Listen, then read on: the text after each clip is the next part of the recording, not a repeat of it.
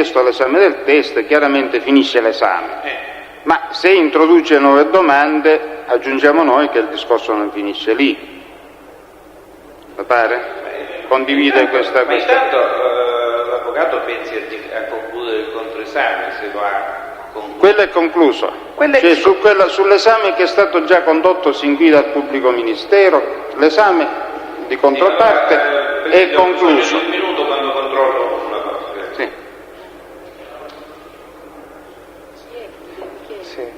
Scusa Presidente, se parlando di diritto alla difesa di concludere l'esame, io credo che l'esame lo debba concludere il pubblico ministero.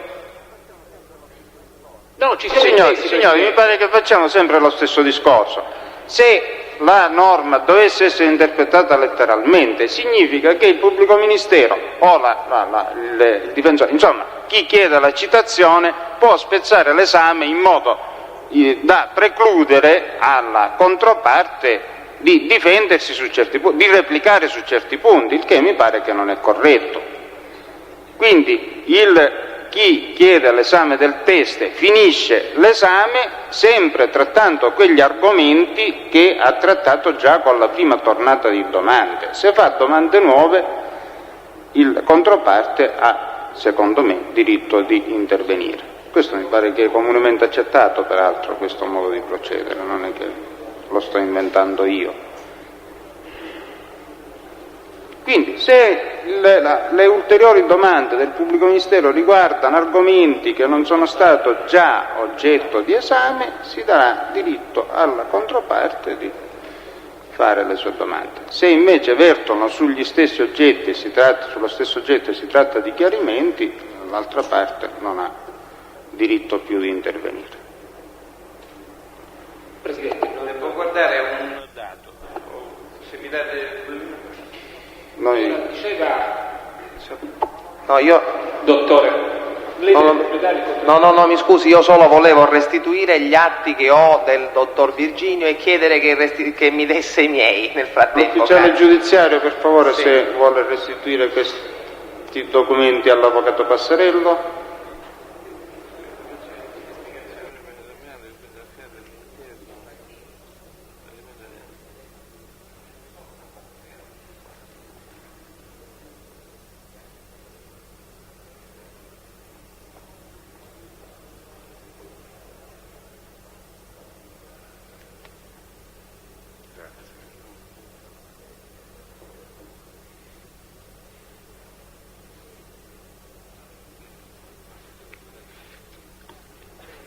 Dottore, lei mi pare abbia detto che ricorda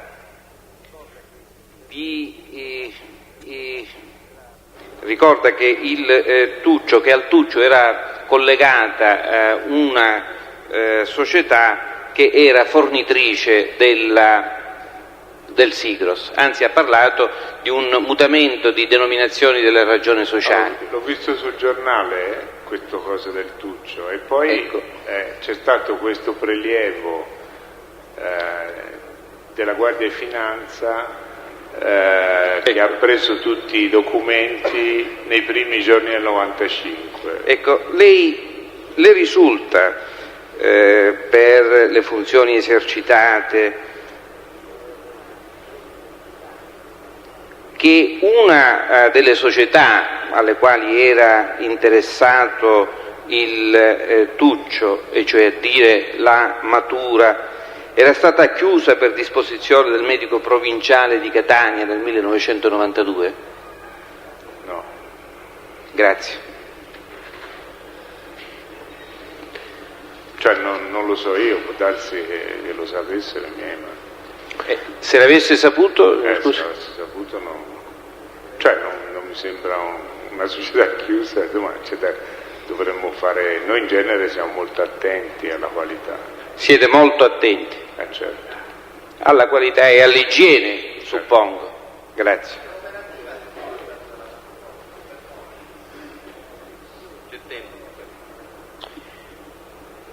Dottore... So che non era operativa, però sì. Ma Tuccio è rimasto lo stesso, avvocato, anche con un altro nome. E la mano. Sì. Allora, altre domande? Si occupa la pubblicità. Dottore, qualcuno della famiglia Agnelli aveva o ricopriva ruoli particolari nel gruppo La Rinascente? Non so se qualcuno che fa parte del consiglio di amministrazione è parente in qualche modo, non dei nomi Agnelli, cioè non direttamente gli Agnelli, no, della famiglia Agnelli, col cognome Agnelli no. E La Rinascente con il gruppo Fiat com'è collegata? La Rinascente con il gruppo, questo io non so dirle con precisione, perché ci sono stati, cioè la Rinascente è appartenuta prima a IFIL, poi a Fiat e poi di nuovo a IFIL, e io non, come società in portafoglio, quindi io non so dirle nei momenti né le quote. Grazie, dottore. L'ultima domanda. Lei poc'anzi ha accennato alle scelte del direttore degli acquisti. Ricorda chi è il direttore degli acquisti con riferimento anche agli anni di cui stiamo parlando? Era il dottor Gasparrino che non è più in questa posizione, ma è ancora nel gruppo. E quindi all'epoca dell'incendio era il direttore degli acquisti? Sì, mi sembra di sì. E il dottor Gasparrino abita a Catania oppure? Abita in questo momento non so se risiede a Milano, ma credo che abbia un incarico a Ancona, in una società acquisita. Come si chiama di nome il dottor Gasparrino? Gasparrino, dopo lo chiediamo al Presidente. Lo chiederò io al Presidente. Sì. Gasparrino. Presidente del Sigros, lei dice? Sì. Mi sfugge il nome. Vabbè, questo momento. lo individueremo. Comunque grazie. C'era uno solo in Rinascente.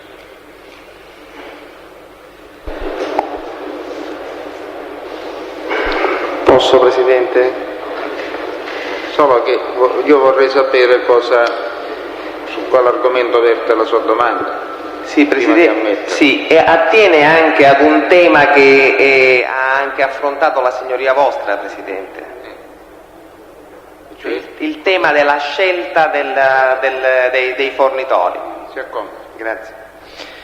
Dottor Virginio, desideravo che lei illustrasse alla Corte, se può, il criterio generale del gruppo nel momento in cui entrò a far parte della proprietà del Sigros, cioè voi acquistate il Sigros, entrate qui nel gruppo Sigros Catania, intorno al 90 mi pare, no? Intorno al 90. Trovate già dei fornitori ovviamente che fornivano l'azienda. Il criterio generale è un criterio di continuità di rapporti con i fornitori della vecchia proprietà o di rivoluzionamento nell'ambito del rapporto con i fornitori? Ecco, solo questo. È stato un criterio di continuità. Cioè noi abbiamo trovato, fra l'altro, nei fornitori nazionali anche delle condizioni abbastanza buone, per cui facendo i confronti, comunque è stato un rapporto di continuità, poi man mano che noi entravamo nell'azienda razionalizzavamo gli assortimenti, quindi questo vuol dire che era tenuto tutto, però in linea di massima il concetto è quello di continuità. Con i fornitori nazionali e locali? Dei locali. Sì, grazie, nessun'altra domanda.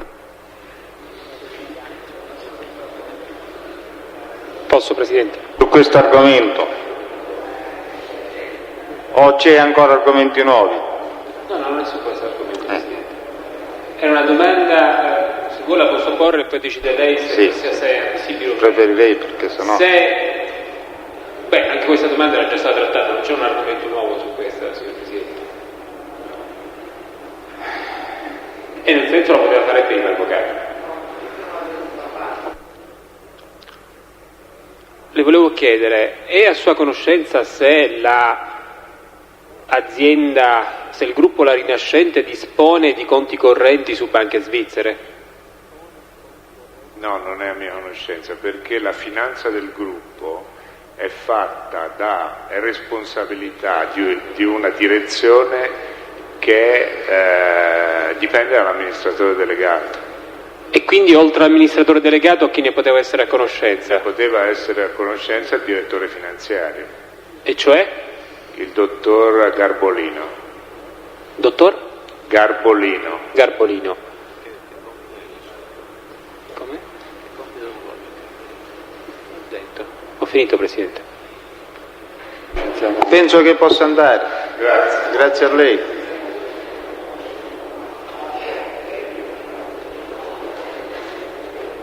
Allora sospendiamo per 10 minuti.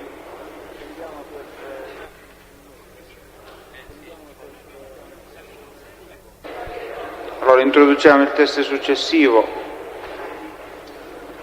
L'ufficiale giudiziario, ecco, sì.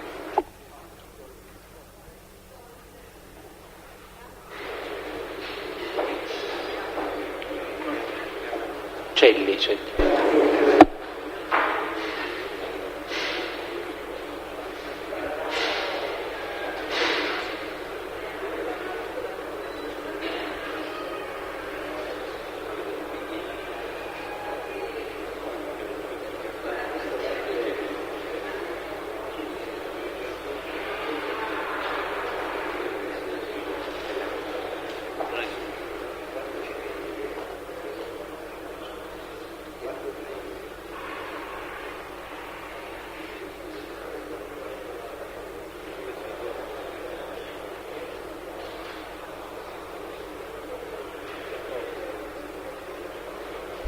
Si accomodi, per favore.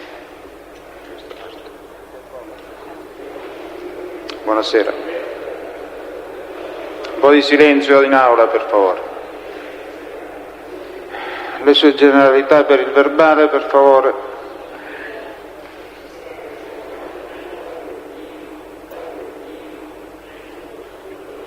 Sì. Nome, cognome, luogo, data di nascita e luogo di residenza. Chiamo Celli Giancarlo. Sono nato a Loro Fenna, provincia di Arezzo, il 15/12/1929. Risiede? Dove risiede? La città dove risiede? Risiedo a Milano. Va bene così. E a Vuole leggere la dichiarazione di assunzione di responsabilità in ordine alla testimonianza che è chiamata a fare. responsabilità morale e giuridica che assumo con la mia deposizione, mi impegno a dire tutta la verità e a non nascondere nulla di quanto è a mia conoscenza. Adesso ascolti le domande del pubblico ministero e risponda parlando vicino al microfono. Il pubblico ministero può procedere, un po' di silenzio in aula, per favore. Lei che ruolo occupa all'interno dell'azienda esattamente, dottor Celli? Sono presidente del consiglio di amministrazione. Del Sigros? Prego? Del Sigros? Sigros SRL. Lei ha saputo dell'incendio verificatosi nel febbraio del 91, dottor Celli? Certo, ero presidente, da qualche mese io l'ho saputo, ero a Milano e con il consigliere, l'amministratore delegato e il direttore dell'ufficio dell'acquisti siamo venuti con un aereo privato, arrivando verso la mezzanotte quando ormai l'incendio era molto avanzato. Ha saputo successivamente del perché si è verificato questo incendio, cioè se il motivo per cui sia stato consumato questo fatto delittuoso? No, ho saputo come si è verificato, ma il motivo no. E a questo proposito devo precisare, in aggiunta alle domande che forse il pubblico ministero non mi può fare perché non conosce, io fui interrogato il 22 di febbraio del 91 alla Criminal Pol a Roma, dal questore Comes, perché la convocazione ebbe dal prefetto Rossi, ma non fu presente per motivi suoi particolari, quindi io risposi a 2 ore di domande al questore Comes e a altri funzionari della polizia dell'isola. Erano 3 funzionari della polizia della strada, il responsabile della Criminal Pol di Catania e il responsabile della Criminal Pol di Palermo. Mi fecero domande approfondite, come quella che fa oggi lei, signor.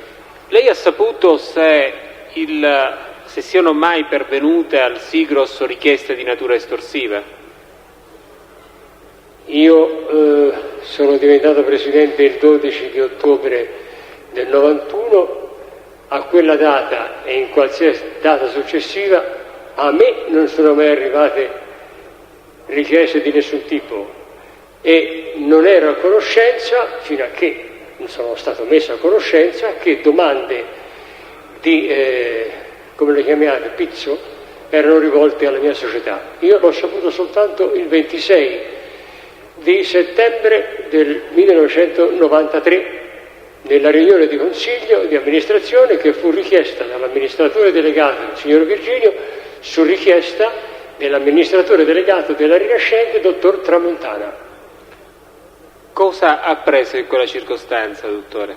Mi scusi, siccome quando atterro mi va via un po' di udito, sì. Non ho capito bene. Le chiedevo cosa prese in quella circostanza, in quell'occasione. In quella circostanza presi che il dottor Tramontana, in seguito a richieste che gli erano pervenute tramite il responsabile della sicurezza della Sigros, aveva concesso, cioè era arrivato a un accordo per pagare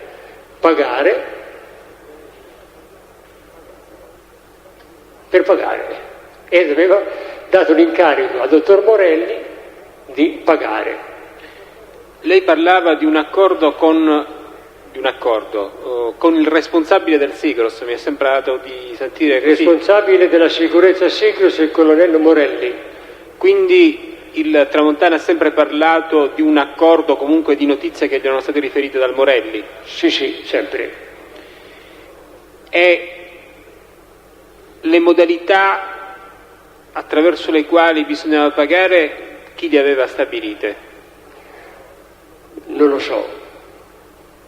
Io ho saputo dopo che erano state pagate, ma non siamo andati mai nei dettagli anche dopo, perché l'argomento il dottor Tramontana anche dopo cercava di non approfondirlo con noi. Lei ha saputo poi quando è stato effettuato il primo pagamento? No.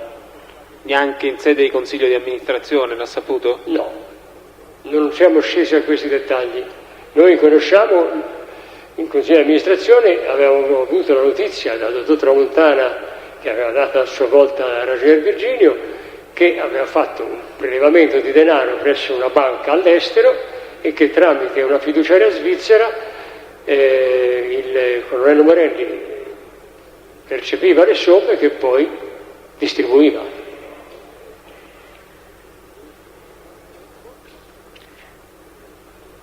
Voi perché ve ne occupaste in sede di consiglio di amministrazione? Perché ce ne occupammo? Ce ne occupammo perché il dottor Tramontana ritenne opportuno a quel punto di renderci edotti di come la situazione stava evolvendo.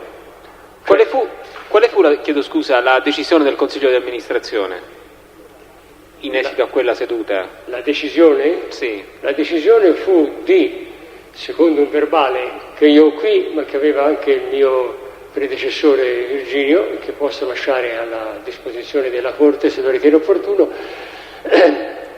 il dottor Tramontana, dicono, il Consiglio di amministrazione decise di assumersi, innanzitutto di approvare la decisione del dottor Tramontana, perché decisione presa in un momento di particolare tensione e difficoltà, che credo sia a conoscenza della Corte. Noi, oltre all'incendio, abbiamo avuto anche una bomba nel parcheggio di Città Mercato e un'altra bomba all'interno di Città Mercato, cose delle quali e per le quali io scrissi la lettera al prefetto di Catania, al prefetto di Palermo, comandante questore di Catania e di Palermo, comandanti dei carabinieri di Catania e di Palermo, chiedendo un controllo più puntuale delle nostre unità, specialmente in certe unità di dimensioni molto di importanza vitale per la nostra azienda. Voi verificaste quando fu acceso il finanziamento? Noi come? Quando fu acceso il finanziamento? Sì. Ricorda all'epoca? Il finanziamento Tramontana ci disse che era stato aperto, e c'ho anche i documenti, presso la Overseas Bank di Nassau, Bahamas, nel settembre del 1991. Voi avete mai chiesto, comunque cercato di valutare il perché il Tramontana, a distanza di così tanto tempo, 2 anni circa, portasse in sede consiglio di amministrazione quella che era stata una decisione presa da lui? Così almeno come sembrerebbe. Non abbiamo... I rapporti del dottor Tramontana erano molto schietti ma anche difficili. Cioè la persona era una persona di grande impatto e responsabilità e decisione, e quando mi disse nel luglio del 91 di stare tranquillo, perché io tranquillo non ero affatto in quel periodo, dopo i 3 fatti che ho rammentato, l'incendio, bomba nel parcheggio, bomba dentro Città Mercato, né io né i miei colleghi, lui mi disse: lei stia tranquillo, alla sicurezza aziendale ci penso io. È chiaro che io ho fatto il ma però era un insieme di, cioè erano una frase che a dottor Tramontana faceva andare in bestia, per cui mi disse: ma però un tubo, le ho detto che ci penso io. E siamo al mio capo che mi diceva questo, io sinceramente sono rimasto. E siamo nel 91? Siamo nel 91. Se il Consiglio non avesse ratificato, sì, cosa sarebbe successo? Se il Consiglio non ratificava, la decisione che era stata presa dal dottor Tramontana sarebbe ricaduta sulle spalle di Tramontana. E in buona sostanza le responsabilità quali sarebbero state? Sarebbero state, la responsabilità civile era dell'ammontare della somma che era stata erogata. E per quanto riguardava la regolarità del bilancio, vi siete posti il problema? Ci siamo posti il problema, abbiamo chiesto un parere a 2 professori che sono luminari sull'argomento di Milano, il professor Crespi e il professor Trimarchi, dei quali ho i pareri in borsa, i quali ci hanno rassicurato, perché a loro avviso la decisione del Consiglio di amministrazione di assumersi l'onere del costo dell'operazione era giustificata dai fatti. Fa riferimento anche al codice civile, penale. Comunque ho qui i pareri, se la Corte e il Presidente lo ritengono opportuno posso lasciarli. Lei ricorda, dottore, se nel settembre del 93 i giornali in qualche modo riportarono gli argomenti che avevano determinato l'incendio del Sigros? Sì, ricordo molto bene. Voi avete chiesto al dottor Tramontana il perché proprio in quel momento avesse portato in sede di consiglio di amministrazione quella problematica? Non molto espressamente, ma insomma in qualche modo io cercai di chiedere: ma dottore, ma lei come pensava questo argomento è venuto fuori perché ha parlato qualcuno e quindi lei in qualche modo è stato costretto a mettere anche noi a conoscenza, ma come avrebbe fatto se questo non accadeva? Perché alla fine del 93 scadeva il periodo, la data nella quale il prestito doveva essere in qualche modo restituito alla banca delle Bahamas. E lui mi disse: Celli, io per la salvezza dell'azienda e per tutelare le vite vostre e dei clienti, questo problema mi ero ripromesso di affrontarlo alla fine dell'anno, quindi inizio 94. In quell'occasione sarei stato costretto ad affrontarlo. Oggi gli eventi mi costringono ad affrontarlo prima. Vi erano problemi di immagine dell'azienda? Non ho capito la domanda. Vi erano problemi di immagine dell'azienda? Problemi di immagine dell'azienda credo che ce ne siano. Il fatto stesso che i giornali ne parlino non è un fatto positivo. E ha detto che il denaro serviva al Morelli. Lei sa come il Morelli rientrasse nella disponibilità del denaro, posto che mi sembra di comprendere che il finanziamento veniva fatto a una fiduciaria svizzera. Come avveniva poi, come confluiva il denaro della Svizzera nelle tasche del Morelli? Non lo sapevamo e non l'ho neanche saputo dopo in dettaglio. Ripeto, su questo argomento c'è stata in azienda una specie di coperta messa sopra, meno se ne parlava e meglio era, quindi io non so come il Morelli riuscisse ad avere il denaro. Credo che la banca svizzera che ha fatto da testa di ponte tra le Bahamas e Morelli fosse la banca che dava a Morelli i soldi. Non so esattamente come si approvvigionava dei soldi. Chiedo scusa, il finanziamento formalmente a chi era stato concesso? Il finanziamento? Il finanziamento era stato richiesto da Tramontana, che era presidente della Smafin, a nome Sigros.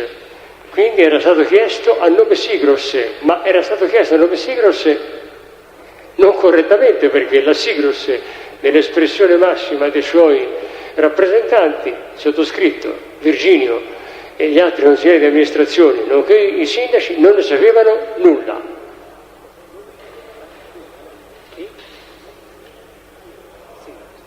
Un'ultima cosa. Lei è a conoscenza se il Sigros avesse la disponibilità di conti correnti su banche svizzere? No. Chi ne è a conoscenza? Si è conoscenza. Parla di allora o di oggi? Di allora? Di allora e di oggi. E di oggi. Ma, dovremmo, se la disponibilità facesse parte di un'apertura di credito così corretta, dovrei essere a conoscenza io, l'amministratore delegato e colui che si interessa dei rapporti con le banche. Ma in quel momento nessuno ne era a conoscenza, non ero io, non era l'amministratore delegato e non era il responsabile dei rapporti con le banche. Spiegò il dottor Tramontana il perché avesse adoperato quel criterio per ottenere la disponibilità di denaro? Cioè in pratica finanziamento chiesto a una banca delle Bahamas, confluire del denaro su una banca svizzera, su un conto non intestato al Sigros e poi rientro in Italia del denaro. Spiegò il perché si ebbe ad adoperare quel criterio? Non sono a conoscenza del perché non era a conoscenza allora, non sono stato messo a conoscenza dopo, è stata una scelta di Tramontana in quel momento, penso anche in un momento difficile per lui, perché prendere una decisione del genere, fare una scelta del genere, sarà stata una cosa molto difficile per il dottor Tramontana.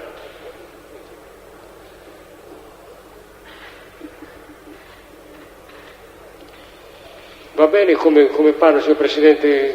Sì. Sono vicino abbastanza. Va benissimo, grazie, sì. Oltre a quelli che lei ha già citato, vi furono altri atti di intimidazione. Lei ha fatto riferimento all'incendio Sigros, ad una bomba nel parcheggio del Città Mercato e poi credo ad un altro episodio che in questo momento non sto ricordando neppure io. Ci fu una minaccia a un nostro dipendente. Ricorda il nome del dipendente? Come? Ricorda il nome del dipendente? No. No. Forte, no, meglio non dire una cosa che non sono sicuro.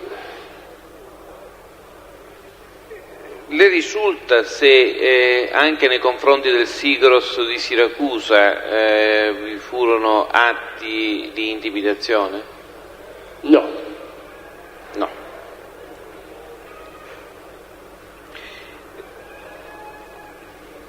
Ci sa indicare il nome del direttore degli acquisti che si occupa quindi dei contatti con i fornitori? Il direttore dunque c'è a Catania, ci sono i compratori e c'è un responsabile dell'acquisto. Il responsabile dell'acquisto di allora a Catania era, e si interessava di questi argomenti, non vorrei dire però una cosa inesatta. Dunque il direttore di Milano generale dell'acquisto rinascente è il ragionier Macchi, colui che teneva i rapporti tra la centrale d'acquisto di Milano e quella della Sigros era il dottor Gasbarrino. Ecco, qui mi fermo perché chi aveva i contatti diretti, il compratore con i vari fornitori, non lo ricordo. Ecco, ma il dottor Gasparrino mi pare. Il dottor Gasbarrino era il responsabile di raccordo tra la centrale di acquisto di Milano e quella nostra della Sigros. E il nome lo ricorda? Il nome di Gasbarrino? Gasbarrino no. Mentre Macchi si occupava a livello nazionale. Acquisti ad alto livello per tutto il gruppo rinascente, è il responsabile totale. Mentre Gasbarrino con riferimento alla zona di Catania? Dunque Gasbarrino, dipendendo da Macchi, era colui che presidiava ed era di raccordo con coloro che fanno l'acquisto a Catania. E coloro che fanno gli acquisti a Catania hanno un responsabile?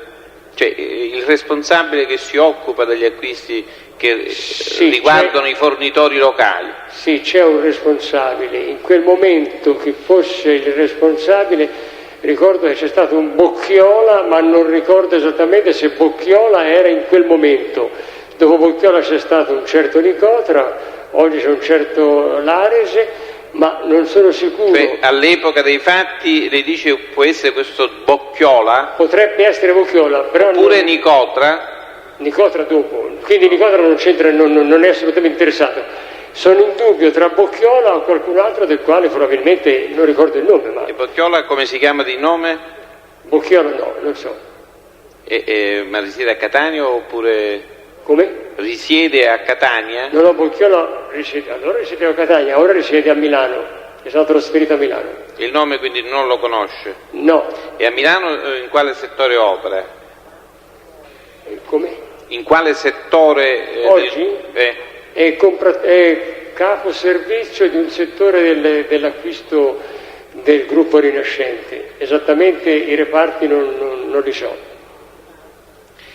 Lei sa con quale sistema poi il denaro dalla Svizzera ritornò in Italia, il denaro destinato a pagare il pizzo?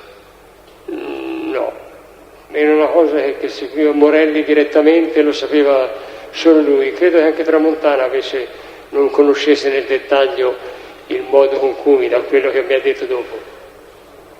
Qui, perché ci sono due versioni, una ricostruzione secondo la quale ci sarebbe stato un bonifico, un'altra ricostruzione di Morelli che invece sembra una soluzione molto più spicciola, più pratica. Lei non riesce a ricordare o comunque non sa attraverso quale sistema questo denaro è rientrato dal conto svizzero in Italia? No, non lo so. Molto davanti.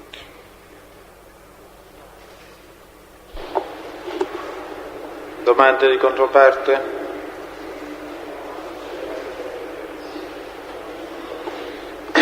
Possiamo licenziare il teste? Può andare, dottore. Può andare, dottore Gelli, grazie. Te lo trappo. Uno dei...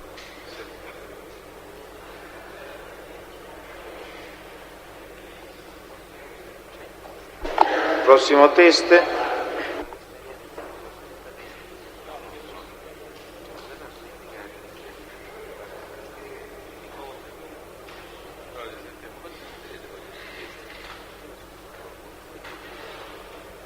Chiedo scusa Presidente, l'ufficio del pubblico ministero chiede l'acquisizione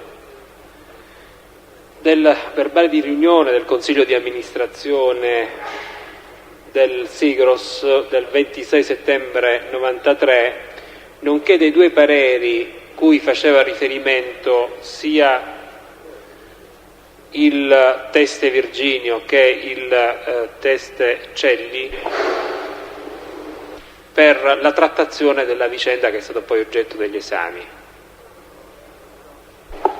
Ci sono osservazioni? Allora, si ammette la produzione e si dispone che i documenti indicati al pubblico ministero facciano parte integrante del verbale dell'udienza odierna. Passiamo al prossimo test, sì. Introduciamo. Si accomodi, sì. Per la parte.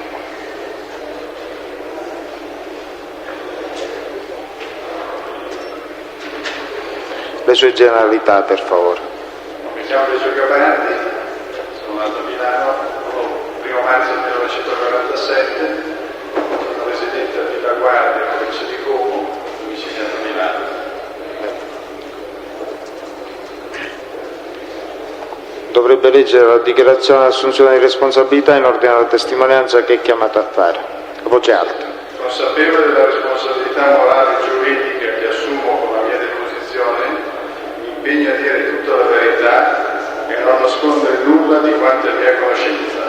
Adesso ascolti le domande del pubblico ministero, il quale può procedere. Che carica ricopre nell'ambito del gruppo Rinascente? Io non faccio parte del gruppo Rinascente, io sono un libero professionista, sono un consulente, ho lavorato in Sigros fino al 31 dicembre del 1988. E che tipo di consulenza prestava al Sigros? No, io al Sigros ho lavorato da metà del 1986 alla fine del 1988, ero direttore generale, quindi quando ho lavorato in Sigros ero inquadrato come dirigente, direttore generale. E in quel momento la proprietà del Sigros a chi apparteneva? La proprietà del Sigros apparteneva a un vecchio socio fondatore della Sigros che era il Cavalier Conservo, mentre l'altra parte dell'azionariato era rappresentato da nuovi soci che facevano parte, di un gruppo guidato dal dottor Rasero. Erano soci imprenditori di vario tipo che erano subentrati, mi sembra di ricordare, soprattutto la famiglia Cosentino, che aveva l'altra parte grossa della Quindi, lei in particolare, che lo ha già detto, che ruolo svolgeva? Io ero direttore generale E ero anche parte del consiglio d'amministrazione e piccolo socio della società. Lei ricorda se il Sigros in quella particolare forma societaria con quelle partecipazioni azionarie ebbe a subire delle richieste estorsive?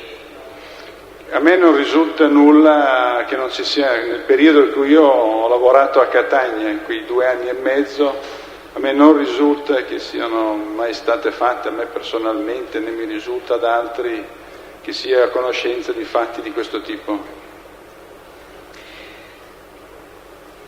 Le risulta se il Sigros di Siracusa ebbe a subire delle forme di intimidazioni?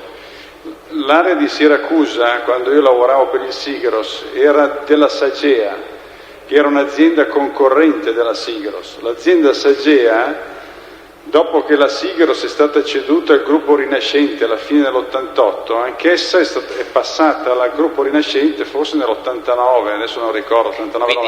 Quindi, quando c'ero io, la Sagea, a Siracusa non c'era un Sigros, c'era la Sagea che era un'azienda diversa. Quindi non faceva ancora parte era un concorrente. Va bene, non ho altre domande, Presidente.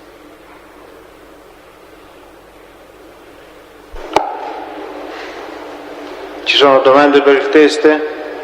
Nessuna domanda, possiamo licenziarlo? Chiedo scusa, lei si è mai occupato del settore fornitori?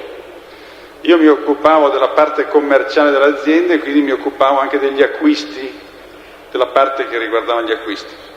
Lei ricorda di una ditta a nome Matura? No. Ha mai conosciuto tale Tuccio Salvatore? No. Io ricordi no, perché io non contattavo direttamente i fornitori, c'era una struttura gerarchica e quindi io non... Finito, Presidente. Possiamo licenziare il teste? Può andare, grazie. Grazie.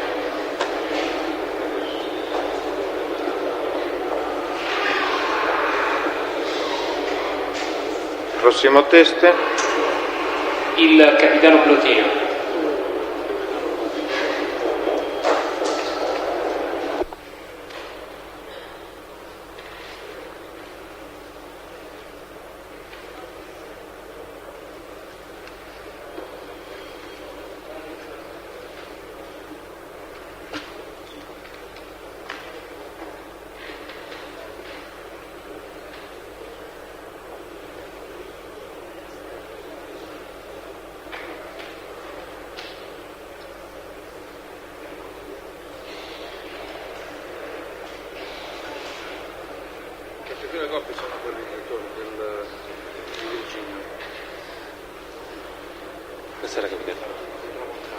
Chiedo scusa Presidente, non vorrei ricordare male, per quanto riguardava le dichiarazioni di Tramontana, era già stata chiesta, mi pare, l'acquisizione, no? Quindi noi siamo in grado di... Si accomodi. Le dichiarazioni di Tramontana erano state già chieste l'acquisizione. Sì. Come? Sì, attendavamo l'esito della Corte sugli accertamenti sul decesso di Tramontana. E poi le osservazioni delle parti, sì. Come? E poi le osservazioni delle parti, mi pare che eravamo a questo punto, sì. Le sue generalità, per favore. Andrea Plotino, Nato? nato a Roma 15/11/44. E il suo grado e l'ufficio dove presta servizio? Presso il GICO di Catania. Sì. E il pubblico ministero può procedere? Capitano, si è mai occupato di attività investigative nei confronti Scusi, mi scusi un momento, dovrebbe leggere la dichiarazione. Sì, no, stia seduto, però si orienti il microfono meglio, perché... Responsabilità morale e giuridica che assumo la definizione impegna che la verità e non nascondere nulla di male e di conoscenza. Grazie, si dovrebbe orientare meglio il microfono. Sì. Quindi mi pare che possiamo procedere ora, sì.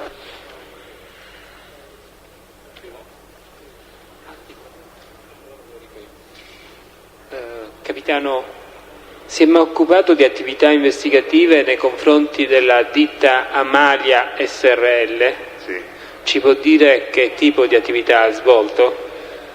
A richiesta del Tribunale delle misure di prevenzione abbiamo svolto indagini nei confronti della ditta Amalia. Ho qui il rapporto che presentammo allora.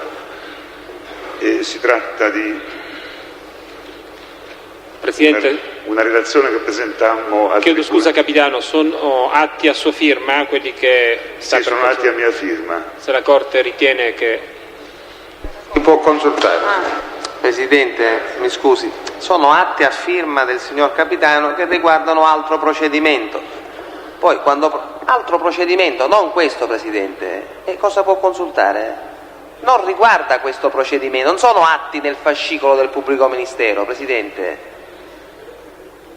Forse sono stato senz'altro poco chiaro, Presidente. non sono atti che il teste ha fatto in un altro procedimento. Non sono assolutamente nella disponibilità delle parti. No, assolutamente, Presidente. Il quinto comma. Sono atti che riguardano, signor Presidente, una misura di prevenzione.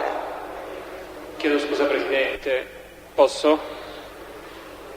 Sì, certo. Ai sensi del quinto comma dell'articolo 499, il testimone può essere autorizzato, leggo chiaramente per ricordare a me stesso, a consultare nel titolo della memoria documenti da lui redatti.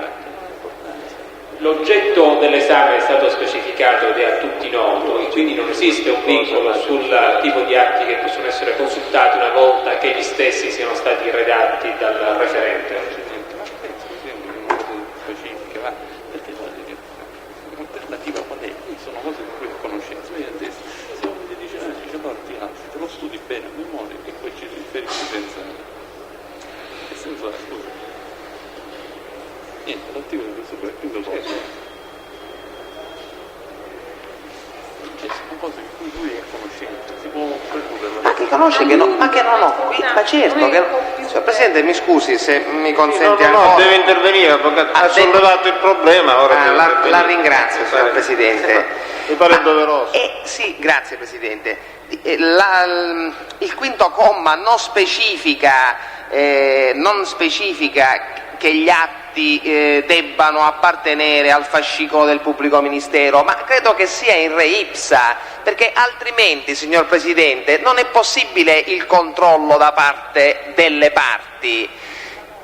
È chiaro, io ritengo che quindi debba trattarsi di atti del procedimento, non di atti che il teste ha redatto in qualsiasi altra sede, perché altrimenti la Corte ovviamente non ha potere di esercitare il controllo e il controllo incrociato delle parti non può essere esercitato, anche sotto il profilo della discovery, perché tra l'altro questo è un teste indotto e... Sono atti, signor Presidente, di cui, dico per mera accidentalità professionale, se mi si passa il termine, il difensore che le parla a memoria, perché era interessato nella misura di prevenzione nella quale ha svolto il suo ufficio. La Corte si ritira per deliberare sull'incidenza. Sì.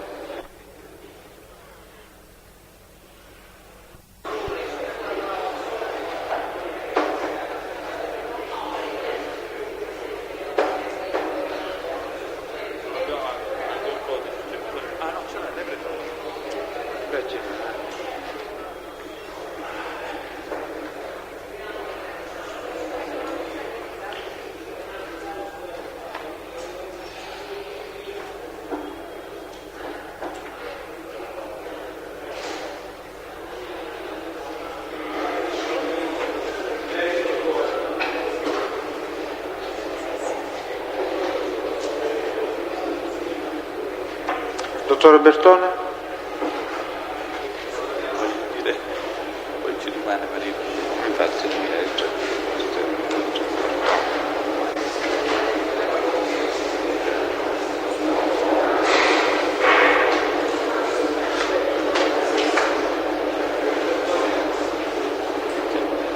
Casomai qualche altra volta entra Bertone e non entra Maria.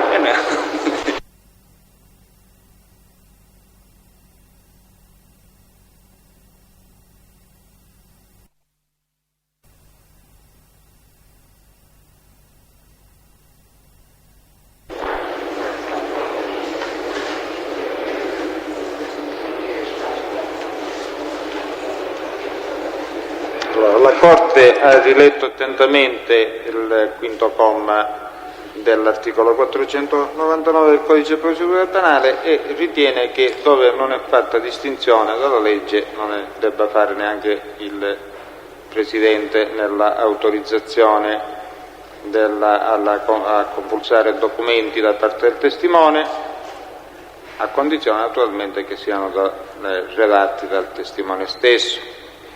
E per quanto riguarda problema della garanzia delle parti, naturalmente questo riguarda il discorso che si tratta sempre di un esame testimoniale, quindi del limite in cui il compulsare i documenti non si traduca in una mera rilettura dei documenti e non anche in una non invece così come sembra la volontà della legge, quella della consultazione in aiuto della memoria.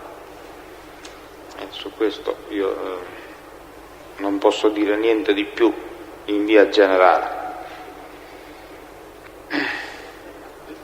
Introduciamo il testo.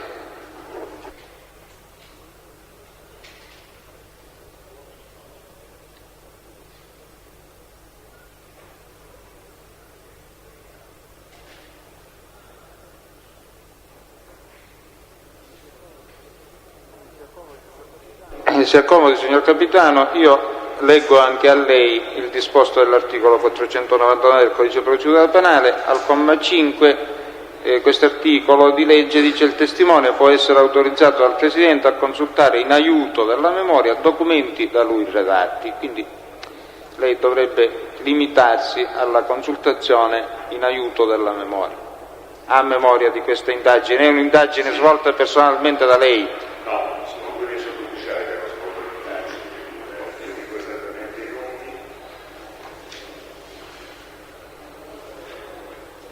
Maresciallo Santoro e Brigadiere Gabriele Giuseppe. Maresciallo Santoro Salvatore e Brigadiere Gabriele Giuseppe. Sono indagini che sono state delegate dal Tribunale di misure di prevenzione nel procedimento di misure di prevenzione nei confronti di Tuccio Salvatore ed altri, e in riferimento alla società Maglia. Noi facemmo un'evoluzione storica del capitale della società e quindi poi sentimmo a sommare funzioni testimoniali. No, mi scusi, ora deve rispondere alle domande del pubblico ministero una per una.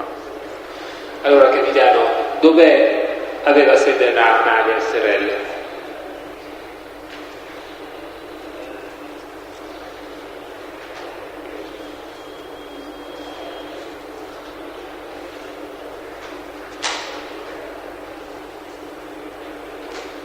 Diamo atto che il test sta consultando il documento in suo possesso. Presidente, mi scusi, se possiamo specificare quale atto è, quando è stato redatto e da chi, quale firma porta quest'atto. Questo è stato già specificato. Forse mi è sfuggito, Presidente. No, mi scusi, io devo essere più preciso, sono stato impreciso. Il Capitano ha specificato gli ufficiali di polizia giudiziaria che hanno proceduto materialmente alle indagini, mi pare. Il documento è a firma sua soltanto?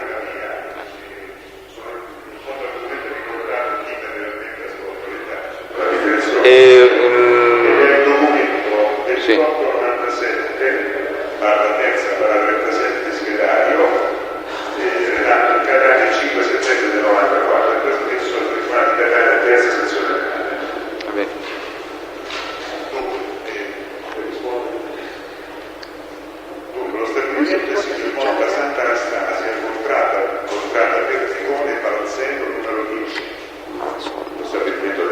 Capitano, avete accertato chi erano i soci della Amalia SRL?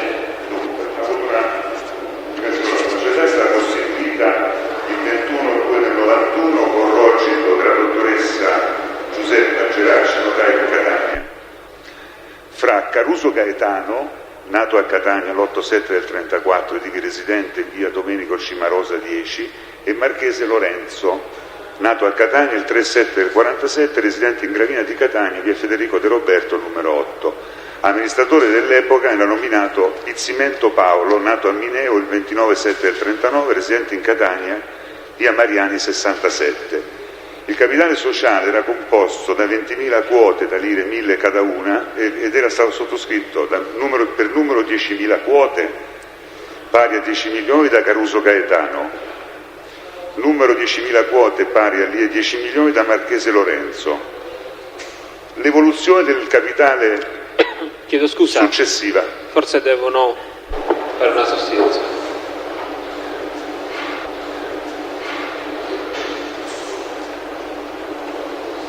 Prego, capitano. Ci fu un'evoluzione del capitale nel corso degli anni e dal libro dei soci si permetteva di rilevare che in data 18/4 del 91 veniva riportata l'annotazione di trasferimento di 5.000 quote del capitale sociale da parte di Caruso Gaetano e del Marchese Lorenzo, rispettivamente a Pizzimento Paolo e di Mauro Sebastiano, nato a Catania il 14 luglio del 51, residente in Mister Bianco, via Domenica Tempio.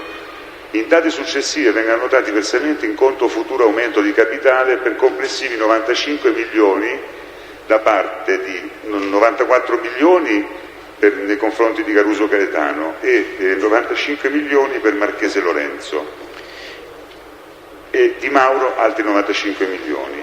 In data 27 novembre 91 il capitale veniva portato a 400 milioni. Capitano, si è occupato di attività investigative nei confronti della Matura SRL? No, della Matura SRL no, però sono a conoscenza che tale tipo di attività è stata svolta dal nucleo di polizia tributaria di Catania, in quanto esattamente il 9/12 del 93 io facevo parte del nucleo di polizia tributaria di Catania, siamo stati divisi e è stato creato il GICO a Catania, per cui non abbiamo fatto questi tipi di indagini, però sono state svolte. Per quello che lei conosce di queste attività investigative, capitano, lei sa se fra la Matura SRL e la Amalia SRL vi siano collegamenti? Noi abbiamo ipotizzato in questo rapporto finale una continuità fra le due società. In base a quali elementi, capitano? Dunque, possiamo vedere un attimo le conclusioni in modo da poter... Caruso Gaetano, che era uno dei soci della Maglia, hanno evidenziato, le dichiarazioni rese dal Caruso Gaetano hanno evidenziato la sua totale estraneità e il suo disinteresse alla gestione della Maglia, in virtù di un accordo fatto con il Marchese Lorenzo. Queste sono dichiarazioni che sono state prese in atti all'epoca. Le dicevo in merito ai collegamenti da voi ipotizzati, se li avete ipotizzati, fra la Matura e la Maglia, capitano.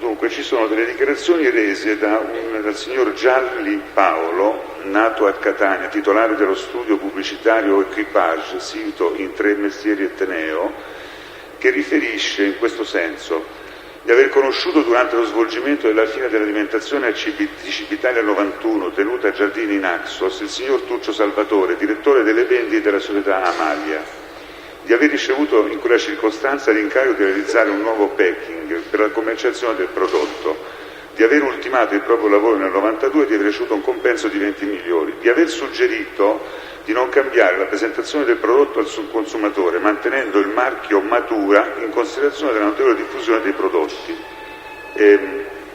Per logica conseguenza si è pensato che mantenendo il marchio c'è stata una continuità fra Amalia e Matura. Ho finito per il momento, Presidente.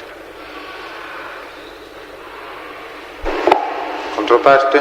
Non ho nessuna domanda. Possiamo licenziare il test?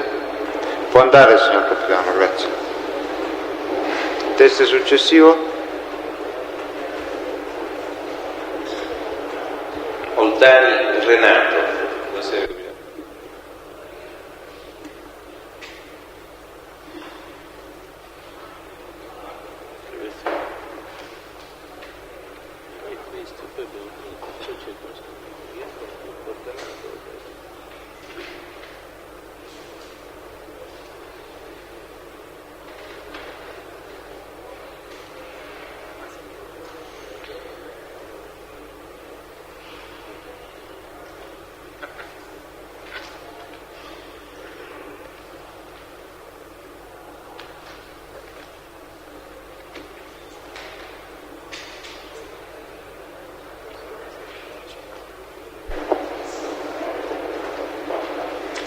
Si accomodi da questa parte, prego. Buonasera.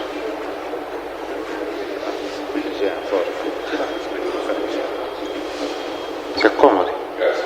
Le sue generalità per il verbale.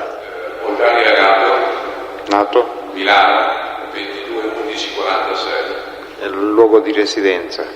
Pesana Brianza. Bene. Vuole leggere la dichiarazione che è scritta su quel foglio? Consapevole della responsabilità morale e giuridica che assumo con la mia deposizione e mi impegno a dire tutta la verità e non nascondere nulla di quanto è mia conoscenza. Ora ascolti le domande del pubblico ministero. Che attività svolge? In questo momento? Sì. In questo momento sono direttore generale della SMA. Da quale epoca? Direttore generale della SMA sono dal settembre dello scorso anno. Settembre quindi del 1995. Può avvicinarsi se crede, così sta più comodo. E in precedenza che attività svolgeva? Sempre nell'ambito del gruppo? Sempre nell'ambito del gruppo, io sono venuto a Catania nell'86 come direttore della Rinascente di Vietnea, ci sono rimasto sino ad febbraio del 90, a febbraio del 90 sono entrato alla Sigros come direttore commerciale e ci sono rimasto sino ad aprile del 92, da aprile del 92 sono ritornato a Milano alla SMA. Quando si è verificato esattamente il passaggio del Sigros dalla vecchia proprietà alla nuova proprietà cui era interessata la SMA? Io non ho, ho delle informazioni che probabilmente non sono molto precise. Io so che la Rinascente ha iniziato ad acquisire quote della Sigros a partire dal 1988. Credo, ma non ne sono molto sicuro, abbia terminato agli inizi del 90. Quando lei già ha assunto? Io nel 90 ero qui in Sigros. In ordine all'incendio del Sigros, sì, è in grado di fornire informazioni alla Corte con riferimento innanzitutto alle modalità, se lei si trovava a Catania? Io ero a Catania, fummo avvisati che c'era un principio di incendio, ci dissero anche che era qualcosa di molto piccolo, ci vennero a prendere in macchina, ero con 2 colleghi di Milano, andammo al deposito, credo saremmo arrivati alle 7, 7:30 di sera, non mi ricordo esattamente, e trovammo il deposito che stava bruciando completamente. È al corrente di trattative intraprese dalla proprietà con elementi della malavita organizzata per risolvere la vicenda che stava dietro all'incendio del Sigros? Assolutamente no. Se e quando ne è venuto a conoscenza? Io devo dire che stando a Milano ho letto sui giornali alcune cose che erano di un pentito che aveva fatto alcune rivelazioni e poi questi giorni, anche oggi, anche ieri leggendo alcuni giornali, anche oggi da Sicilia, sono venuto a conoscenza di altri fatti.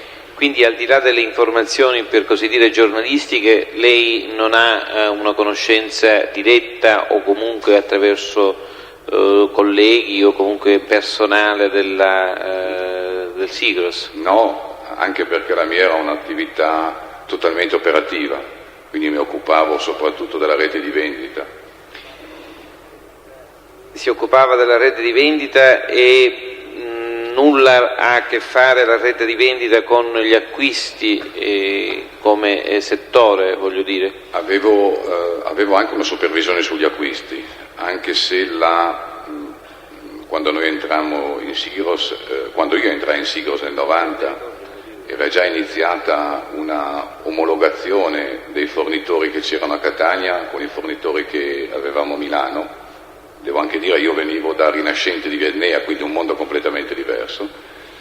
Stavo dicendo comunque nel 90, quando io entrai, era già iniziata questa omologazione, per cui noi qui a Catania avevamo intanto un direttore acquisti, ma indipendentemente da ciò veniva trattato quasi esclusivamente il localismo. Veniva trattato quasi esclusivamente acquisti locali, quindi voglio dire il pesce piuttosto che, cioè articoli deperibili. E i latticini? I latticini anche, alcuni tipi di latticini che non provenivano dal nord venivano acquistati qui. E ricorda presso quale ditta fornitrice si forniva il Sigros? No, o comunque so che c'erano alcuni fornitori più o meno grandi e tra questi fornitori più o meno grandi c'era una società, credo di Catania o di AC Castello o AC Reale, che era la ditta Matura, questo è quanto so io. Lei è rimasto a Catania sino a che anno? Sono rimasto a Catania sino ad aprile del 92.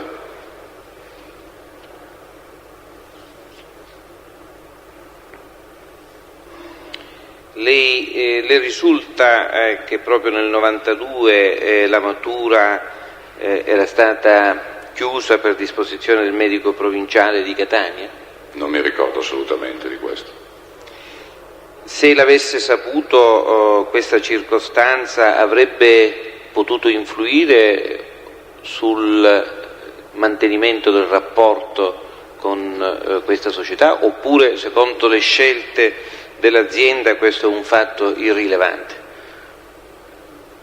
Francamente non saprei rispondere, nel senso che comunque noi facciamo dei controlli sui fornitori, evidentemente i controlli che noi avevamo fatto, credo, presumo, non li conosco, ma evidentemente avevano dato risultati accettabili. Le risulta se quella società abbia continuato a mantenere rapporti, seppure attraverso una ragione sociale diversa, o comunque un'altra società ricollegabile alle stesse persone? Questo non glielo so dire. Conosce il soggetto che si chiama Tuccio Salvatore? È un nome che ho sentito ma che non ho mai conosciuto. È un nome che ha conosciuto in virtù di questo rapporto con la Matura, oppure è un nome che ha preso in modo diverso? Onestamente ritengo di averlo sentito in funzione del rapporto con la ditta Matura. Lei è al corrente del fatto che la proprietà precedente avesse subito richieste estorsive, la proprietà del Sigros intendo dire? No, io sapevo che c'erano stati degli incendi, non so se questi erano poi collegati a richieste estorsive, comunque nessuno me ne ha mai parlato. E quindi in merito alla evoluzione della vicenda Sigros lei non è in grado di fornire altre indicazioni? Onestamente credo di no. Non ha avuto mai contatti con l'ex colonnello Morelli in merito ai problemi della sicurezza dopo l'incendio del Sigros? Nel senso che io lavoravo a Catania e se avevo problemi di sicurezza li passavo al colonnello Morelli. Ecco, ma dico, il colonnello Morelli, in conseguenza delle funzioni da lei esercitate nell'ambito del Sigros, l'ha mai messo al corrente di iniziative che per conto dei vertici del gruppo aveva intrapreso? No. Quindi, riepilogando, lei conosce soltanto in virtù di notizie giornalistiche? Sì. Sono altre domande. Nessun'altra domanda, può andare. Grazie. Testo successivo. Jacopo Cardinale. Sì, signor Presidente, mi scusi, posso? Sì. Ci sono state alcune domande, signor Presidente, del rappresentante della pubblica accusa che presuppongono il possesso nel fascicolo del dibattimento di un atto di cui io non ho contezza, cioè un provvedimento amministrativo del medico provinciale del comune di Acicastello con il quale si disponeva la chiusura del caseificio Matura. Poiché è stato posto in questi termini di oggettività al teste come presupposto, io chiedo, signor Presidente, che se il signor Pubblico Ministero vuole mettere a disposizione quest'atto, lo stesso, trattandosi di un atto documentale, un atto pubblico, venga acquisito al fascicolo del dibattimento. Il difensore sa benissimo che il riferimento che ha fatto il Pubblico Ministero trae spunto da una indicazione che, in quanto inserita in una nota della Direzione Investigativa Antimafia, che è quella del 30 luglio 1993, ho ragione di ritenere che sia obiettiva. Non ho l'atto dal quale l'atto ufficiale, voglio dire il provvedimento del medico provinciale, ho un'indicazione che è contenuta nella nota del 30 luglio 1993, numero 125, categoria 11, 4411/1, protocollo 4513 della Direzione Investigativa Antimafia. Credo che questo mi basti per poterlo affermare. In ogni caso ci riserviamo di produrre, se sarà possibile, il provvedimento di cui abbiamo detto. Sì, signor Presidente, mi scusi se mi ridà la parola, io preannuncio la produzione della documentazione amministrativa. Non esiste affatto alcun provvedimento del medico provinciale di Catania, per quanto è a nostra conoscenza, del medico provinciale di Acicastello. Chiediamo, signor Presidente, poi di essere ammessi a produrre nelle prossime udienze la certificazione amministrativa e la corrispondenza epistolare tra il caseificio Matura e l'ufficio del medico provinciale, con la quale in attuazione di una normativa di carattere sanitaria che è solo del 91, si imponeva per certe attività industriali, tra i quali il caseificio, la ubicazione ad una certa distanza dal centro urbano, e si dava tempo 6 mesi per l'attuazione di quanto prevista dalla legge. Poiché il caseificio Matura si trovava nel centro urbano di Acicastello, ecco che si provvedette a mutare la ubicazione. Preannuncio da questo momento in poi qualsiasi opposizione a domande che danno, come nel caso di specie, per scontato un fatto che non è assolutamente oggettivamente verificato. Grazie. Le parti hanno ampia facoltà di prova dei rispettivi assunti e c'è tempo per la produzione dei documenti quando ne saranno in possesso. Introduciamo il testo.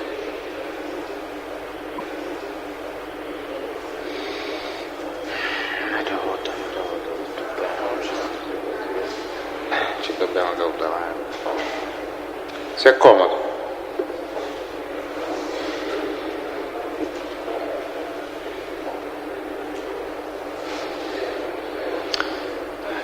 Lei è stato già sentito come testo in questo processo?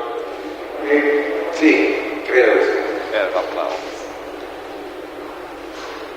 A ogni modo, le sue generalità le mettiamo di nuovo al verbale in maniera completa, nel dubbio, sì? Ferdinando Iacono, nato a Catania il 25 agosto 31. Risiede a Catania? Sì. Bene. Vuole leggere la dichiarazione di assunzione di responsabilità? Consapevole della responsabilità morale e giuridica che assumo con la mia deposizione, mi impegno a dire tutta la verità e a non nascondere nulla di quanto è a mia conoscenza. Il Pubblico Ministero può procedere.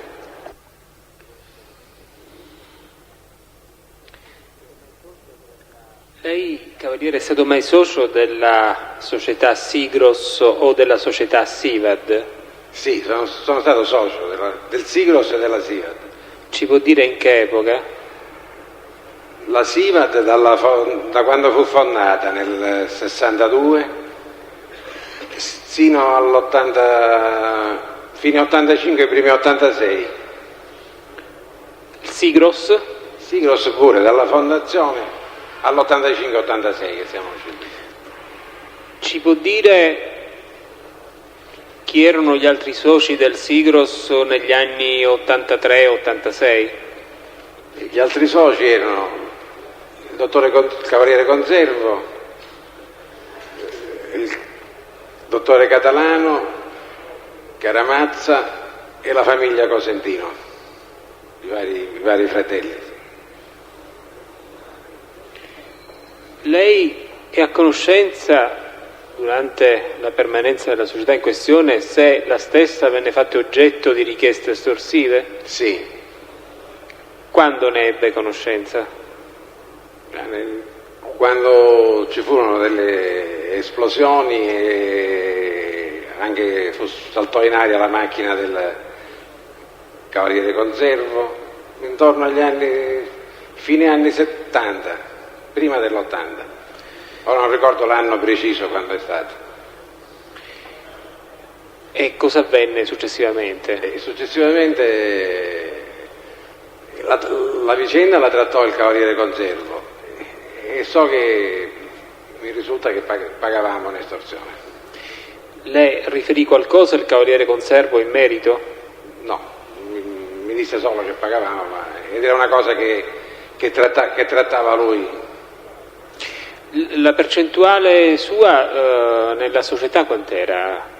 La percentuale mia era del 12%. Mentre quella del Conservo? Ma prima era circa il 12%, sì, poi salì al 15-16%. Sì,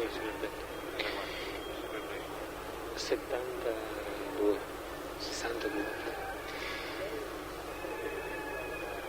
Lei apprese mai dal Cavaliere Conservo a chi lo stesso pagava, diciamo, il pizzo? No, questo non lo disse mai.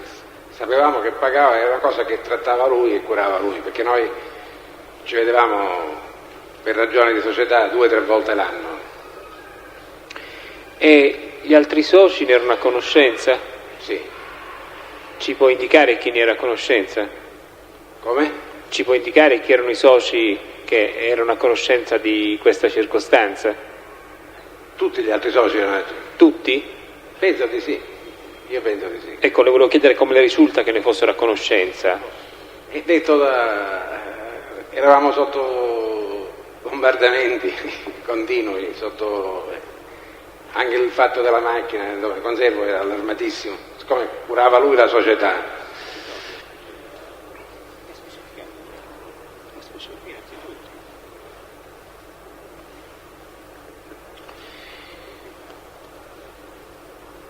L'epoca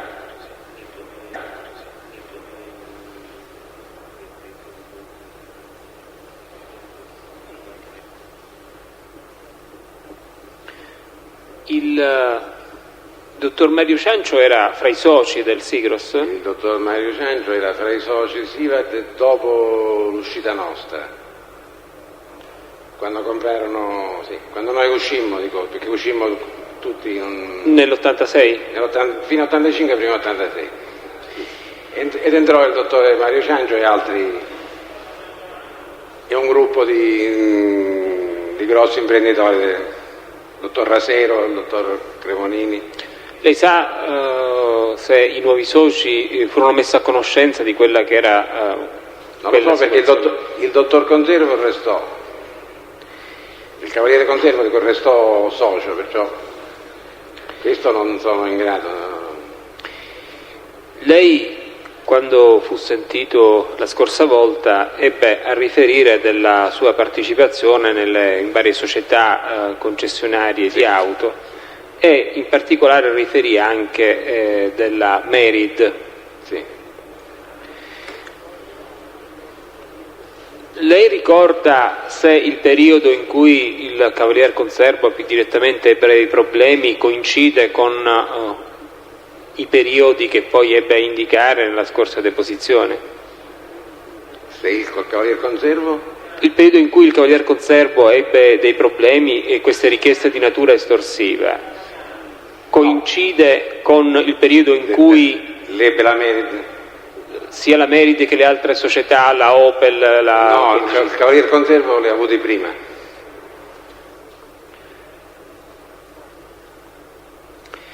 Almeno ricordo che mi pare che prima senza dubbio. Lei conosce i fratelli Di Martino? Uno solo conosco. Chi conosce? Angelo Di Martino. E Angelo Di Martino è socio nella Merid? Una società dei fratelli Di Martino è socia della Merid, sì. Al 20%, sì. Lei ricorda, fu un accordo ben preciso questo con i fratelli Di Martino nel momento in cui si acquistò la concessionaria? No, quando non si acquistò la concessionaria fu un mandato dato dalla Mercedes Italia. Quando ci diedero il mandato alla Merid, imposero che soci fossero al 20% i fratelli Di Martino, i quali erano concorrenti ad avere il mandato. Fu un'imposizione della cosa, poi... Fu un'imposizione allora della casa madre? Della casa madre, sì. Lei, Cavaliere, ha mai conosciuto tale La Rocca Salvatore? La Rocca Salvatore, sì. Ci può dire in che occasione? Ha fatto da mediazione, da mediatore a una vendita di una proprietà che ho venduto io.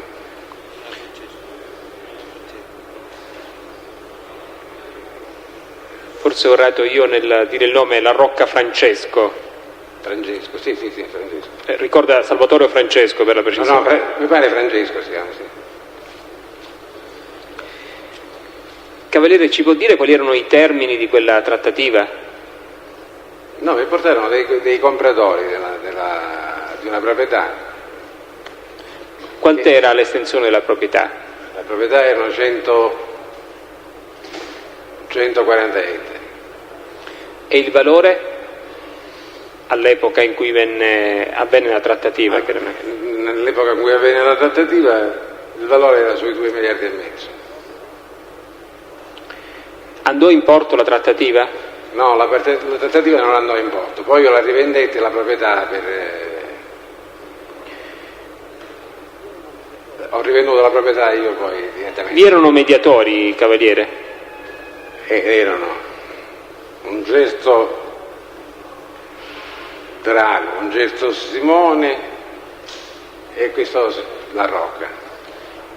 Fu pagata una percentuale per la mediazione? Fu pagata una percentuale, sì, da parte mia. Ricorda la percentuale? La percentuale credo 140 o 150 milioni. A chi fu corrisposta esattamente? A tutte e tre. Questo nonostante che non fosse andata poi in porto la vendita? Sì, perché in un primo momento andò in porto, poi i compratori tornarono indietro dopo, perché si fece un compromesso. Tornarono indietro all'acquisto perché non potevano far fronte, comunque ci siamo accordati, ho restituito il caparro.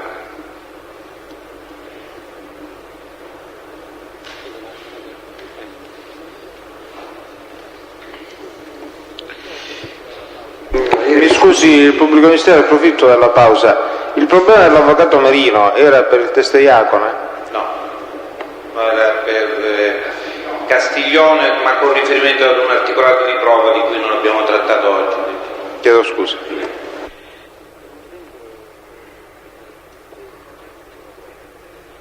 Mi scusi, l'avrà detto però per cortesia lo vuole ripetere. Da quanto tempo è in società con il Conservo? È stato in società con il Conservo? Alla Sivat?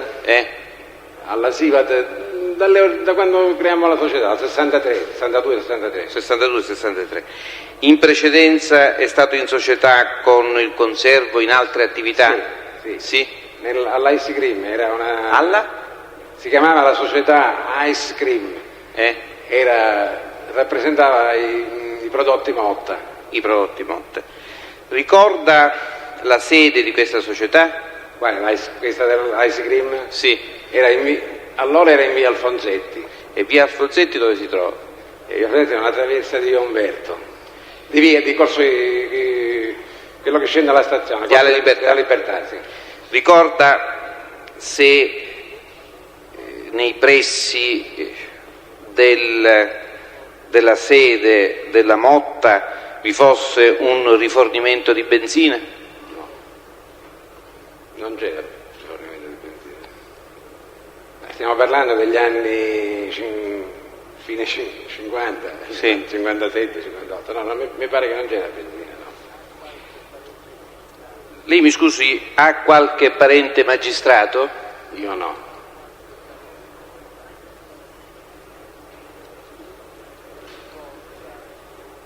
Lei ricorda se tra i dipendenti della Motta vi fosse tale Gaetano Bellia? Sì, c'era Gaetano Bellia. Era autista del scambio. Ricorda se avesse qualche soprannome in particolare? No.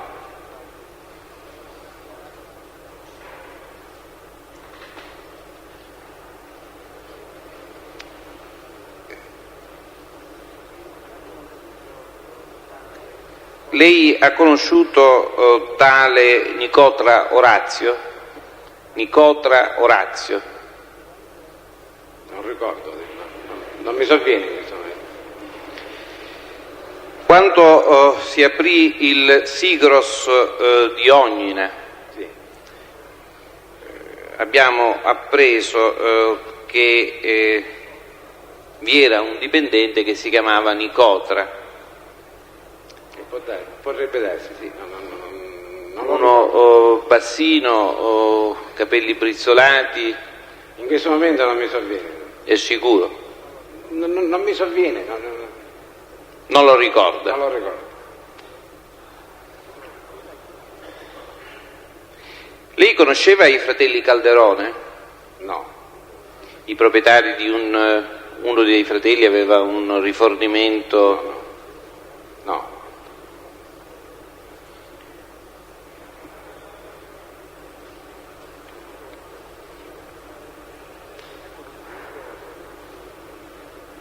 Ha conosciuto tra i suoi dipendenti, tra i dipendenti del Sigros, tale Litrico Giuseppe?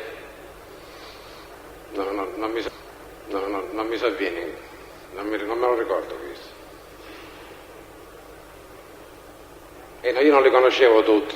Beh, ha detto poc'anzi conosceva Bellia, dico, con la stessa. Sì. Ecco. A Beria me lo ricordo come la società precedente, la Ice Cream. E questo Nicotra non lo ricorda e non ricorda neppure Litrico? In questo momento non so. Sono cose di 40 anni fa, non lo sto ricordando. No, 40 anni no, un po' di meno. 35. Lei conosce il signor Santa Paola Benedetto? Sì, gliel'ho detto, l'ho conosciuto a calcio. L'ha detto in un'altra occasione? Sì.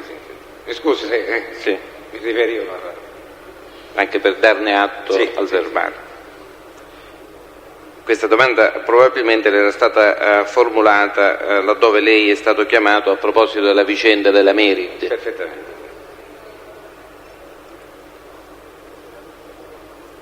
Quindi mi faccia capire, la sede la sede della Motta, o comunque di questa società concessionaria della Motta, era in una traversa del Viale Libertà? Era una traversa via Alfonsetti. A che altezza del Viale Libertà? Scendendo da piazza Iolanda, a metà tra piazza Iolanda e la stazione. Sulla sinistra o sulla destra? Sulla destra. Sulla destra.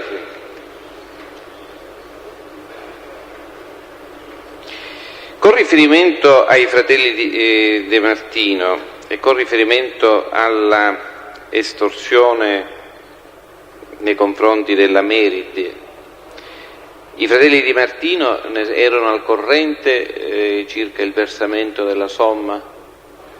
Penso di sì, perché il dottore Russo le aveva avvertito. Perché in ogni caso le somme uscivano anche dalle loro tasche, Sì. Se vogliamo semplificare. Certo. Quindi ne erano al corrente. Penso di sì, che il dottore Russo l'aveva avvertito, sì. Perché non la seguo io la società, io sono... Come? È il dottore Russo, Gioacchino Russo, che la amministra. Lei ricorda il magazzino Sigros era collocato in un immobile di proprietà di chi? Il Sigros di Ognina. Era dei fratelli Costanzo. Lei ha conosciuto l'imputato Tuccio Salvatore? No.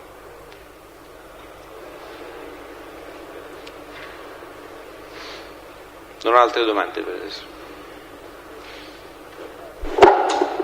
Ci sono interventi di controparte? Possiamo licenziare il test? Può andare, Cavaliere, grazie. Buonasera.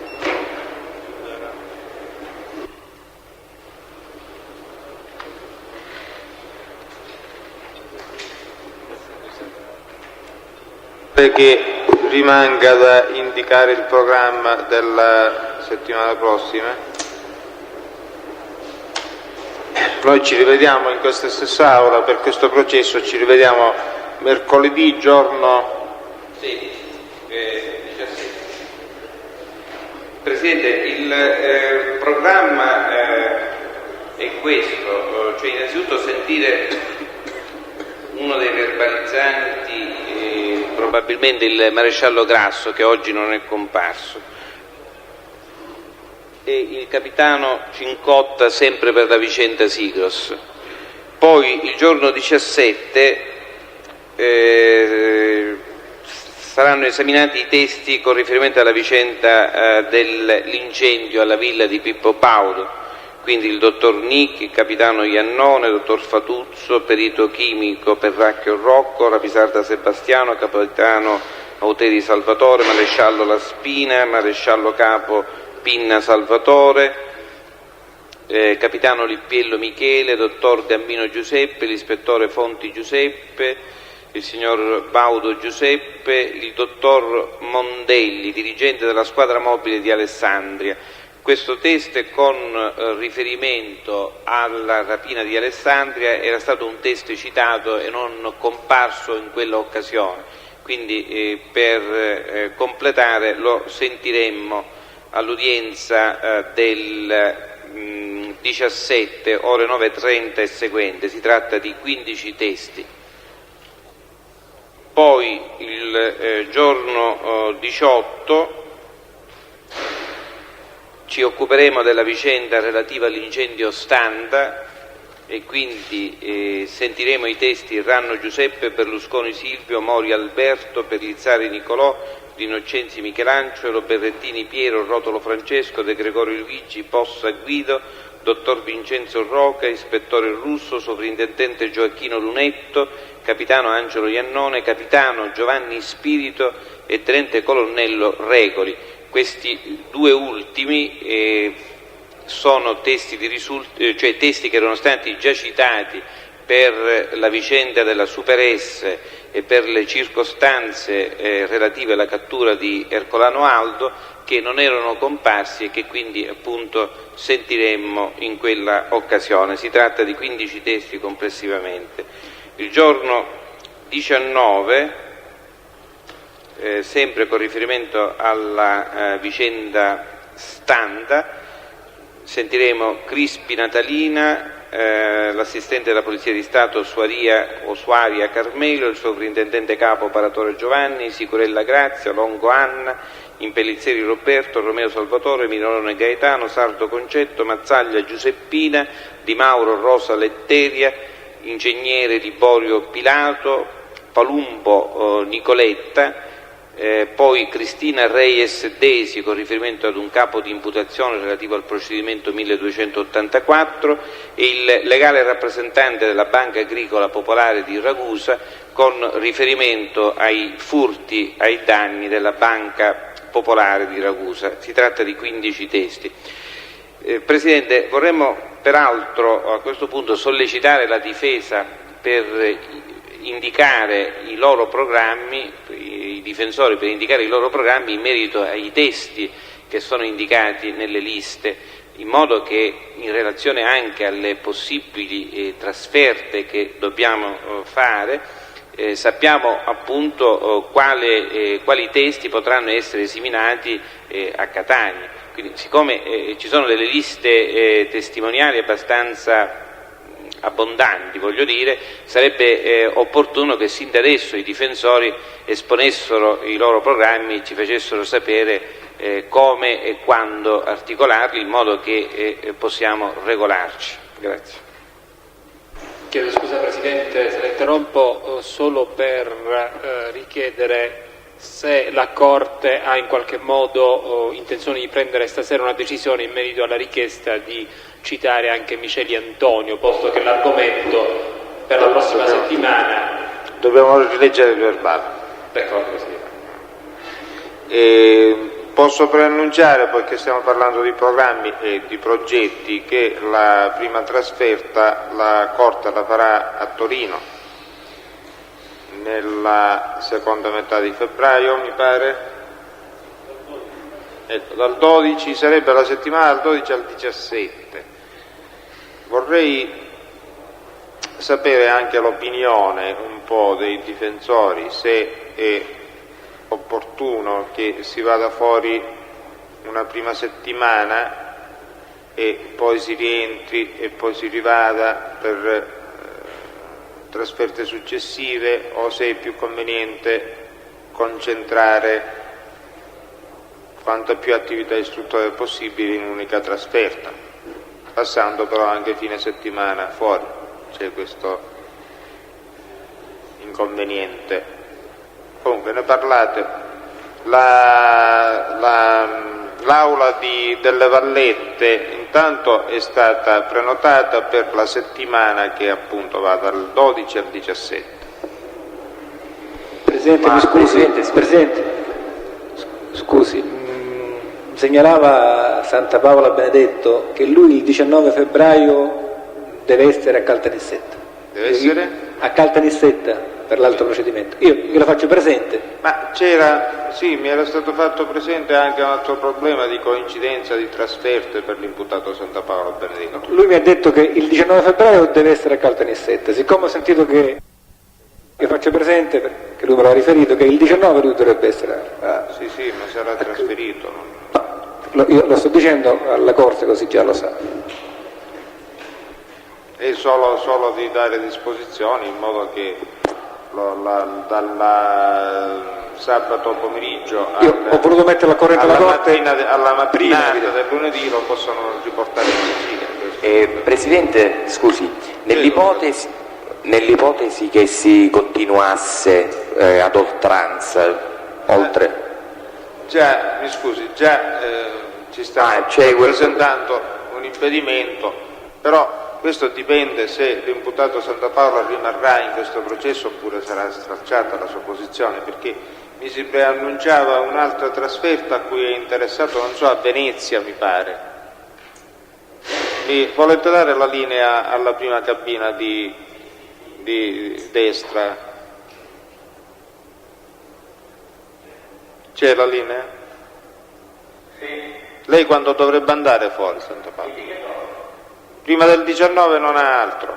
No. Vabbè, allora per il momento stabiliamo senz'altro dal 12 al 17 e gli imputati che intendessero essere tradotti a Torino dovrebbero fare richiesta, diciamo per tempo, entro giorno 5 di febbraio. Dopodiché ogni ulteriore mutamento di volontà non sarà più preso in considerazione, tranne una rinunzia. Ma chi dovesse dichiarare di rinunziare entro giorno 5 successivamente non può più mutare volontà e dire voglio andare, perché si deve organizzare la trasferta al più tardi per il giorno 5 di febbraio. Presidente, al più tardi una settimana prima della effettiva traduzione. Presidente, mi scusi, parliamo di Orsa Maggiore questa? Stiamo parlando di Orsa Maggiore 1, sì. Signor Presidente, mi scusi, due cose, volevo una risposta all'invito del rappresentante della pubblica accusa, Presidente, e per quanto mi concerne io credo che dobbiamo seguire le previsioni del codice, ragion per cui è chiaro che deve terminare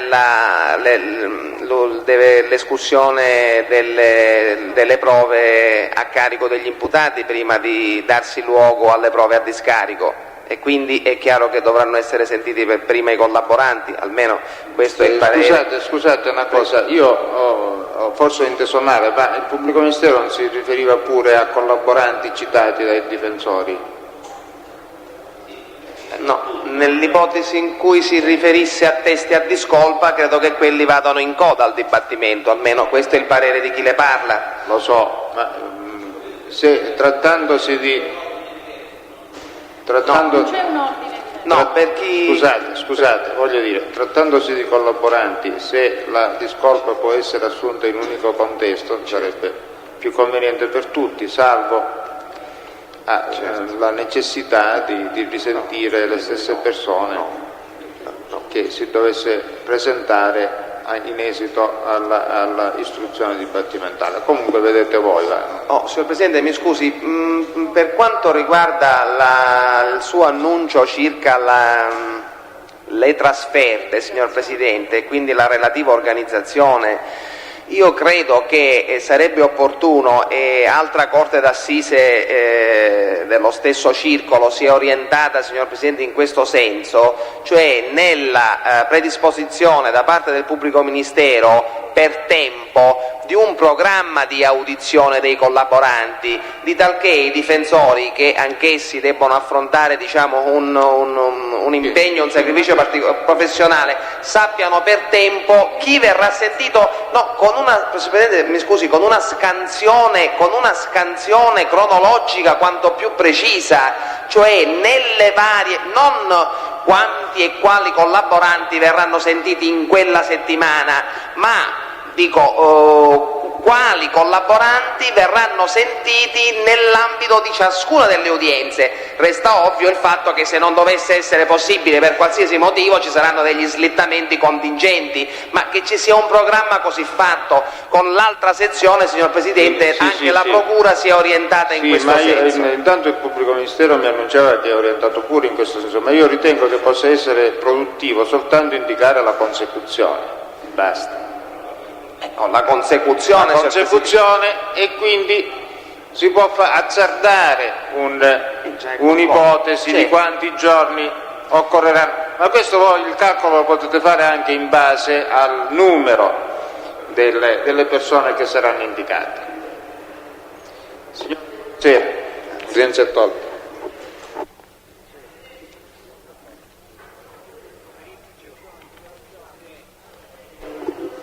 Ci sono dichiarazioni?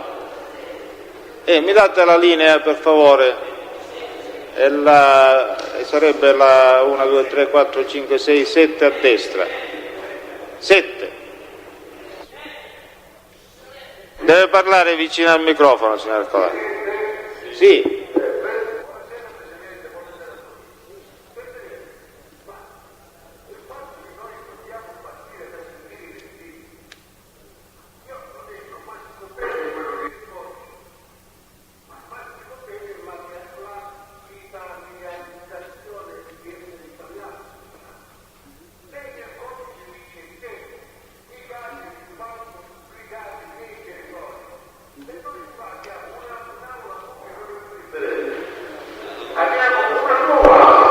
Più vicino, si metta più vicino al microfono.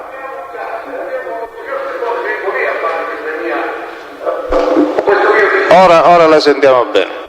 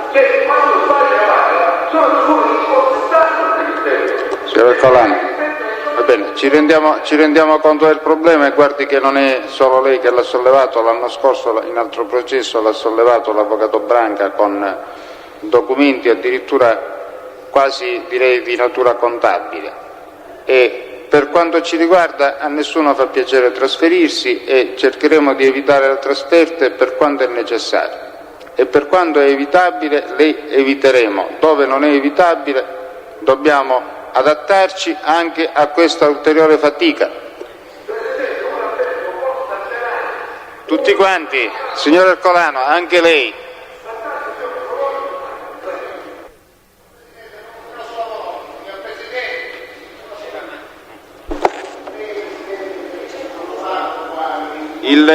La terza aula, per fare la terza, va benissimo così, la sentiamo.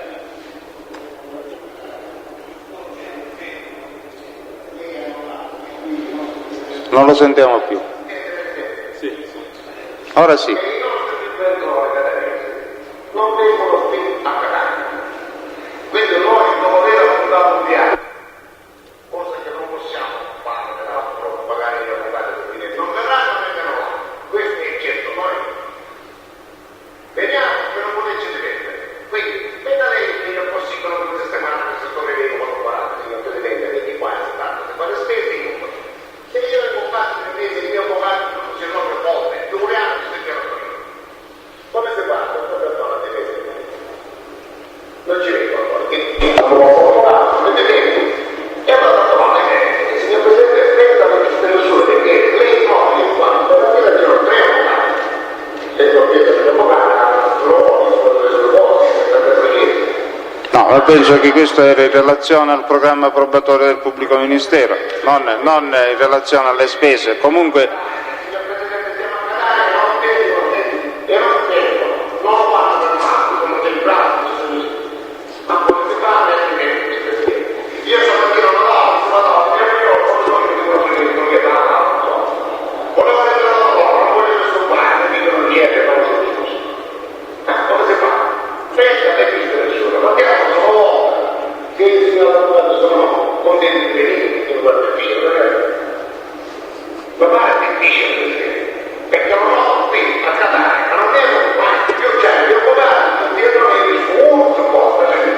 va bene, anche per lei ho la stessa risposta,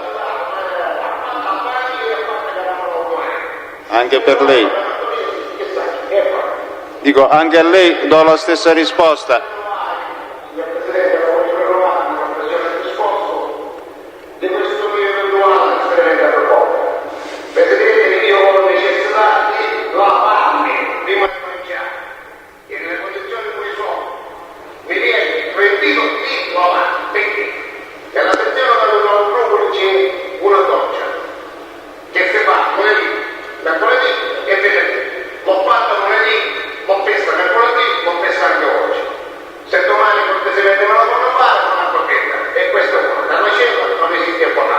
Signor Presidente, ora io me ne vado qua. Il riempiricetto lo faccio sempre dopo le 10, se vuole mettere, quindi io non mangio pasto caldo, dal giorno che abbiamo iniziato salvo, le giornate di domenica, il sabato e quando non c'è un niente. Presidente Cristo, io voglio seguire il processo con la massima educazione e con tutto rispetto e rispetto alla voce del signor Ministero, ma non posso né morire di fame e tantomeno non posso stare a scuola. Va bene, Scriverò ancora una volta. Scriverò ancora una volta in questo senso. E continuerò a scrivere, più di questo non posso farlo perché per quanto mi riguarda non ho altri poteri.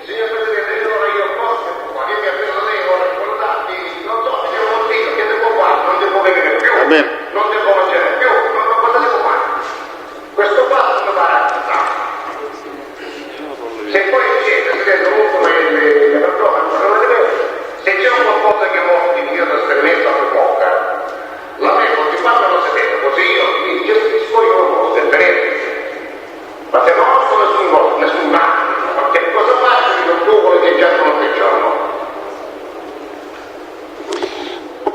Lo teniamo presente il suo problema, signor Maggio. Buonasera, l'udienza è tolta.